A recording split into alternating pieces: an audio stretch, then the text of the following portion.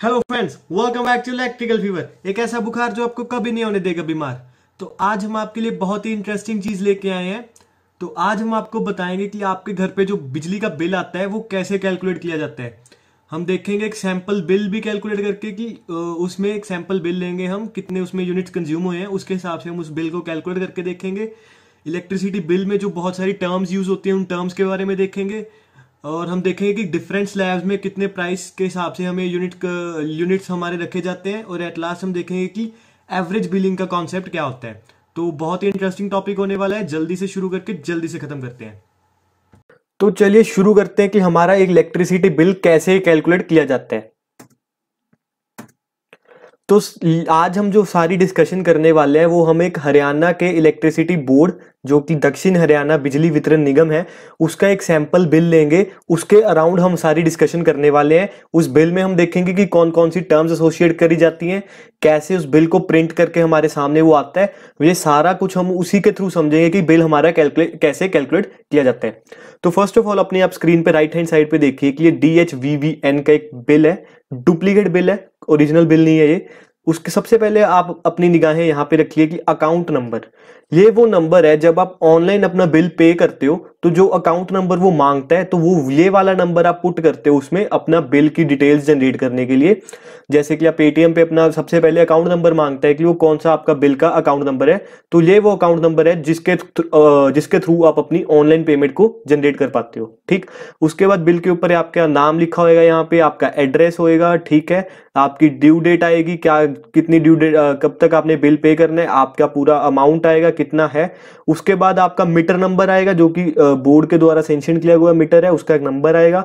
Old reading आएगी कि पुरानी रीडिंग क्या थी, नई रीडिंग क्या है। उसके बाद नंबर ऑफ पीरियड आएगा कि कितने डेज का ये बिल आपका आया है। उसके बाद न्यू रीडिंग में से ओल्ड रीडिंग को माइनस करके आपके जो यूनिट्स कंज्यूम्ड है वो आएंगे यहाँ पे। और उसके लिए बिल्ड यूनिट्स हो गए कि ये आपने कंज्यूम किए थे, इनको आपको बिल करना है। तो ये हो गया top part of the bill. अब उसके बाद अब हमारा आता है ये bottom part of the bill, जिसमें ये सारी चार्जेस की डिटेल्स होती हैं, fix charges, energy charges etcetera. ये सारे चार्जेस हम देखेंगे कि आगे कौन कौन से चार्जेस हमारे बिल में बिल किए जाते हैं। उसके बाद अगर आप देखें कि लास्ट पेमेंट डिटेल्स की, आपका लास्ट बिल कितना आया था, आपने किस डेट को पे किया और उसका क्या रिसिप्ट नंबर था, क्या मोड ऑफ पेमेंट था, कि आप वहां पे बिजली विभाग में जाके उस बिल को पे करके आए या आपने ऑनलाइन पेमेंट के थ्रू उसको पे किया। उसके बाद आपका प्रीवियस कंजम्पशन पैटर्न, एक साल का आपका जो कंजम्पशन पैटर्न है वो भी आपके बिल के ऊपर प्रिंट किया जाता है, ताकि देखा जाए कि हाँ कि ये जो एक कंज्यूमर है, ये एक certain limit of units he consume कर रहे हैं। जैसे कि एक सर्दियों का पैटर्न होएगा कि हमारे कंजम्पशन कम हो जाएगी, एक गर्मियों का पैटर्न होएगा कि हमारी कंजम्पशन बढ़ जाएगी। तो वो जो हमारा डिस्ट्रीब्यूशन बोर्ड होता है वो ये हमारा पूरा ट्रैक रखता है कि एकदम से कंजम्पशन ज़्यादा बढ़ी तो नहीं है, क्योंकि अगर वो बढ़ी है तो जो हमारा डिस्ट्रीब्यूशन बोर्ड है उसको सेंशन लोड बढ़वाने, वो देखते हैं कि इस बंदे का सेंशन लोड इतना ही है अभी, बट ये कंज्यूम ज्यादा कर रहा है अब, तो उसके हिसाब से उनको लगता है कि हाँ इसका लोड बढ़ चुका है अब यहाँ, और ये लोड बढ़वा नहीं रहा, तो इसके ऊपर रेड करने की जरूरत है। तो ये सारी चीजें आपका प्रीवियस कंजम्पशन पैटर्न के थ्रू हमारा जो डिस्ट्रीब्यूशन बोर्ड है वो अपनी ट्रैक रखता है। और ये सारे अपने चार्जेस हैं जो आगे हम देखने जा रहे हैं कि हमारे प्रीवियस चार्जेस, तो ये कोई प्रीवियस चार्जेस हमारे पेंडिंग है तो ये इस वाले सेक्शन में शो होंगे। और ये हमारी स्लैब कैलकुलेशन के लिए आपके कितने यूनिट्स के हिसाब से कितने आपके कौन सा यूनिट आपका किस स्लैब में आएगा, तो वो सारी चीजें हम देखेंगे। अब ये एक बिल का एक स्ट्रक्चर है जो कि आपके घरों में प्रिंट होके मिलता है आपको। उसके बाद आती है कि इलेक्ट्रिसिटी बिल्स के ऊपर जो हमारी काफी सारी टर्म्स लिखी होती है, उन टर्म्स का मतलब क्या होता है। सबसे पहला आता है एनर्जी चार्ज।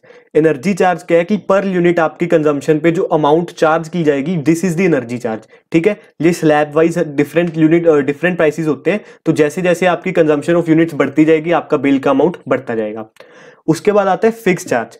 अब फिक्स चार्ज किस पे डिपेंड करता है? फिक्स चार्ज डिपेंड करता है कि आपने इलेक्ट्रिसिटी बोर्ड से कितना लोड अपना सेंशन करवा रखा है।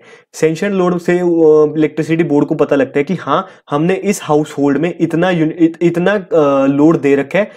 ये इसलिए इंपॉर्टेंट है क्योंकि हमें एक नेबरहुड में, एक लोकेलिटी में एक ट्रांसफार्मर पुट करना होता है। तो उस जो ट्रांसफार्मर की हमें उसके ऊपर जो कैपेसिटी है वो डिसाइड होती है हमारी हर एक हाउस लोड के कनेक्टेड लोड के ऊपर या सेंशन लोड के ऊपर। तो ये उस कनेक्टेड लोड के ऊपर जो हमें चार्ज देना पड़ता है वो फिक्स चार्ज होता है, वो हमें हर मंथ देना ही पड़ेगा, क्योंकि वो हमें सैंक्शन लोड है, वो इलेक्ट्रिसिटी बोर्ड की जो हमारी मेंटेनेंस वगैरह चार्जेस के ऊपर जाता है, वो हमें पर मंथ ये मिनिमम अमाउंट हमें देनी ही पड़ती है। उसके बाद इलेक्ट्रिसिटी ड्यूटी एंड टैक्स, ये जो एक इलेक्ट्रिसिटी टैक्स है ये गवर्नमेंट लेवाई करती है हर एक इलेक्ट्रिसिटी बिल पे। ये स्टेट वाइज वेरी करता रहता है कि हर स्टेट में कितना ये बिल लगेगा, तो वो ये एक फिक्स्ड अमाउंट ऑफ होती है, ये एक फिक्स परसेंटेज होती है जो कि आपकी टोटल बिल के ऊपर अप्लाई की जाती है। उसके बाद आपका नेट बिल बनाया जाता है। उसके बाद आता है मीटर रेंट।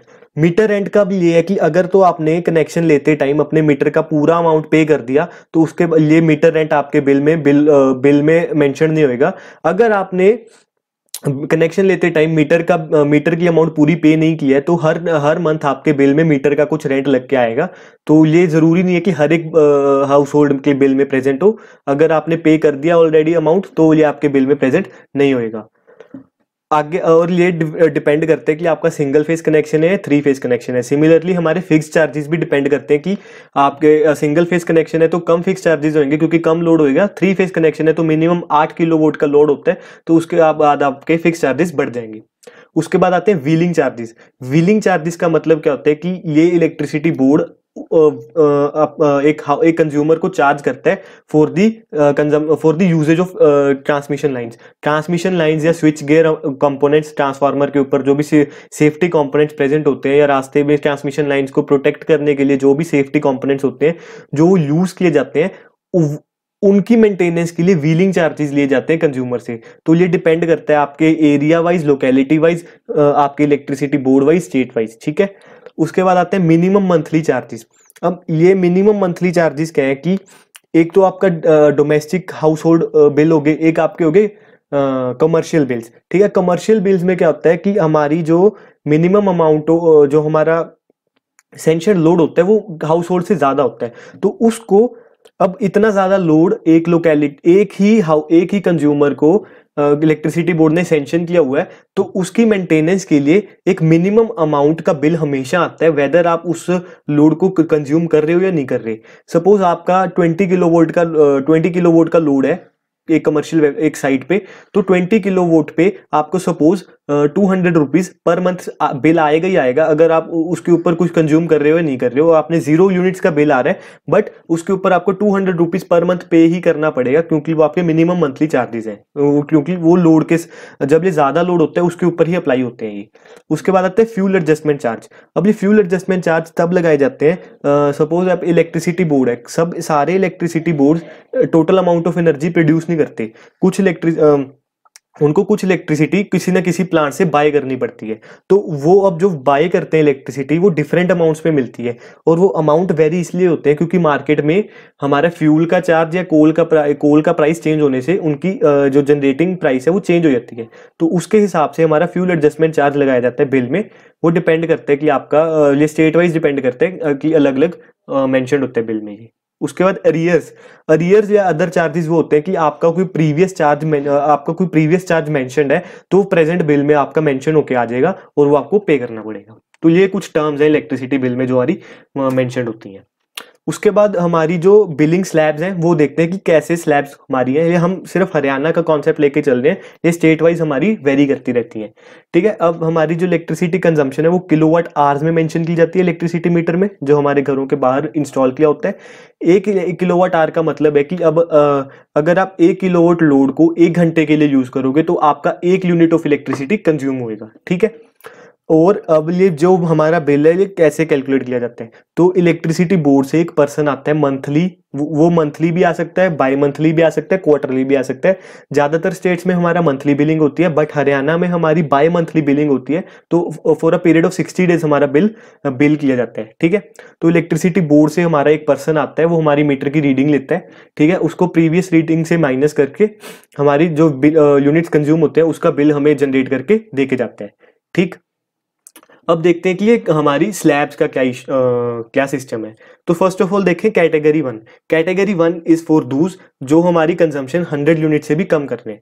जिनकी कंजम्पशन 100 यूनिट से कम है तो वो 0 से 50 यूनिट्स के लिए 2.7 पर यूनिट देंगे, और 51 टू 100 50 प्लस यूनिट्स के लिए लेस देन 100 यूनिट्स के लिए 4.5 रुपीज पर यूनिट वो देंगे। अगर कैटेगरी 2 इज अगर आपकी कंजम्पशन 100 यूनिट से ज्यादा है बट 800 यूनिट से कम है, तो फर्स्ट 150 यूनिट्स के लिए आप 4.5 रुपीज देंगे, देन नेक्स्ट 100 यूनिट्स के लिए आप 5.25 रुपीज देंगे, देन नेक्स्ट 250 यूनिट्स के लिए आप 6.3 रुपीज देंगे, एंड देन नेक्स्ट 300 यूनिट्स के लिए आप 7.1 रुपी पर यूनिट देंगे। कैटेगरी 3 इज अगर आपकी कंजम्पशन 800 यूनिट से भी ज्यादा है तो आपको पर यूनिट 7.1 रुपीज पे करना पड़ेगा। तो ये हमारा स्लैब सिस्टम है जो हरियाणा के डोमेस्टिक हाउस होल्ड के लिए यूज किया जाता है। तो फिक्स चार्जेस हैं, अगर आपका 2 किलोवाट सेंशन लोड है तो आपके फिक्स चार्जेस 115 वो आपके हर बिल में लग के आएगा, और अगर आपका सेंशन लोड 2 किलोवाट से भी ज्यादा है तो 75 रुपीज आपके हर बिल में लग के आएगा। तो ये हमारा टैरिफ और स्लैब्स का कॉन्सेप्ट हो गया। अगर अब हम एक सैंपल बिल को कैलकुलेट करके देखते हैं कि एक 6 किलोवाट का कनेक्टेड लोड है, 745 यूनिट्स का बिल उसके पास आया है, तो हरियाणा में जो इलेक्ट्रिसिटी टैरिफ का ऑर्डर है उसके हिसाब से हम इस बिल को कैलकुलेट करेंगे। तो ये 100 यूनिट से ज्यादा हो गया, 800 यूनिट से कम हो गया, तो कैटेगरी 2 में लाई कर रहे हैं। ठीक है, कैटेगरी 2 में लाई कर रहे हैं और 6 किलोवाट का कनेक्टेड लोड है, तो हमारा फिक्स चार्जेस 75 रुपीज।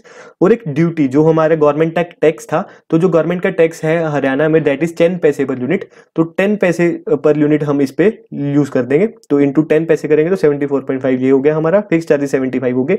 अब यूनिट्स की स्लैब्स के हिसाब से हम उसका अमाउंट कैलकुलेट करते हैं। तो 0 to 150 है, तो उस पे 4.5, तो 150 इंटू 4.5 करेंगे 675 आ गया। ठीक है, उसके बाद नेक्स्ट 100 यूनिट्स के लिए 5.25 है, 525 ये हो गया। नेक्स्ट 250 यूनिट्स के लिए 6.3 रुपीज है, हमारा 1575 रुपीज ये हो गए। और नेक्स्ट 300 यूनिट्स के लिए 7.1 था, तो 300 यूनिट्स तो हमारे बचे नहीं, 245 यूनिट्स बचे हैं, उनको 7.1 से मल्टीप्लाई करेंगे तो ये हमारी अमाउंट होगी। इन सारी अमाउंट्स को प्लस करेंगे तो ये हमारे एनर्जी चार्जेस हो गए, उसके बाद हमारी गवर्नमेंट ड्यूटी होगी, फिक्स चार्जेस हो गए। अगर और भी कोई चार्जेस स्टेट में प्रेजेंट है तो वो सारे अप्लाई होंगे। व्हीलिंग चार्जेस मैंने मेंशन करे थे, तो जैसे हरियाणा में नहीं है तो नए पे नहीं लगाए गए हैं, तो वो सारी चीजें एड अप होके हमारा फाइनल बिल आता है जो हमें पे करना होता है।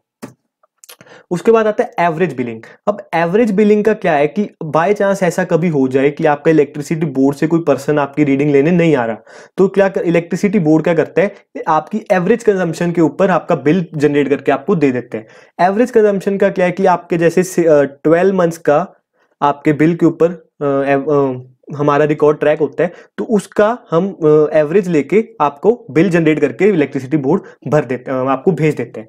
तो इसका कंज्यूमर को क्या नुकसान हो, तो सबसे पहले तो इसमें दो हमारे केसेस होते हैं कि estimated consumption is more than your actual consumption. अगर आपकी जो एवरेज कंजम्पशन आ रही है वो एक्चुअल कंजम्पशन से ज्यादा है for the current period of time, तो उस केस में आपको ज्यादा बिल देना पड़ेगा। ठीक है, क्योंकि अगर आपका बिल लोअर स्लैब में आ रहा था बट आपका एस्टिमेटेड बिल ज्यादा हो गया तो आपको हायर स्लैब में चला गया, तो एक्चुअली आपको ज्यादा यूनिट्स के लिए पे करना पड़ रहा है बट आपने कंज्यूम कम यूनिट्स करे हैं। ठीक है, बट वो आगे हमारा आगे आने वाले मंथ्स में सेटल अप हो जाएगा जब रीडिंग हमारा लेने आएगा बंदा, बट एक बार आपको ज्यादा बिल देना पड़ रहा है आपने अपनी कंजम्पशन से। ठीक है, अगला है कि एस्टिमेटेड कंजम्पशन आपकी लेस है एक्चुअल कंजम्पशन से। ठीक है, इस केस में क्या है कि आपका बिल अब लोअर कंजम्पशन में आ गया। ठीक है, एक बार तो आपको कम बिल पे करना पड़ेगा, बट अब अगली बार जब रीडिंग लेने कोई आपका यूटिलिटी से आदमी आएगा उस टाइम आपको यूनिट ज्यादा कंज्यूम करे हुए दिखाई देंगे एस्टिमेटेड बिल के अकॉर्डिंग। ठीक है, तो उस टाइम आपको बिल ज्यादा देना पड़ेगा, तो एक्चुअल में कंज्यूमर को दोनों केसेस में एवरेज बिलिंग के थ्रू ज्यादा बिल पे करना पड़ रहा है। तो ये एवरेज बिलिंग हमारे एक कंज्यूमर के लिए नेगेटिव पॉइंट है। ठीक है, तो ये इंश्योर आप जरूर करें जब भी इलेक्ट्रिसिटी बोर्ड से कोई बंदा बिल रीडिंग लेने आता है तो उसको आप ध्यान से देखें कि वो रीडिंग आपकी सही से कैलकुलेट कर रहा है या नहीं कर रहा। तो एक बार जरूर आप देख के उसको इंश्योर करें कि आपकी बिलिंग सही से हुई है ताकि आप एक proper amount of bill pay करें। तो इस तरह से हमारे इंडिया में वेरियस स्टेट्स में बिल हमारे कैलकुलेट किए जाते हैं। अमाउंट और स्लैब्स हर स्टेट में अलग अलग होते हैं, तो वो वेरी टू स्टेट वेरी करते हैं, टैक्सेस वेरी करते हैं, चार्जेस वेरी करते हैं, तो उस बट ये कॉन्सेप्ट आपका सेम रहता है हर एक स्टेट में बिल कैलकुलेट करने के लिए। तो यहाँ पे हम अपना टॉपिक खत्म करते हैं। Thank you, stay tuned with me. मैं आपका होस्ट और दोस्त हर्षल जिंदल ऐसे ही अमेजिंग टॉपिक आपके लिए लेके आता रहूंगा। लाइक, शेयर और सब्सक्राइब करना ना भूलें। और आपका कोई टॉपिक मनपसंद टॉपिक आप हमसे पढ़ना चाहते हैं तो कमेंट सेक्शन में जरूर बताएं। कोई कमी लग रही है वो भी जरूर बताएं। मैं आपको मिलूंगा नेक्स्ट सैटरडे, तब के लिए बाय बाय।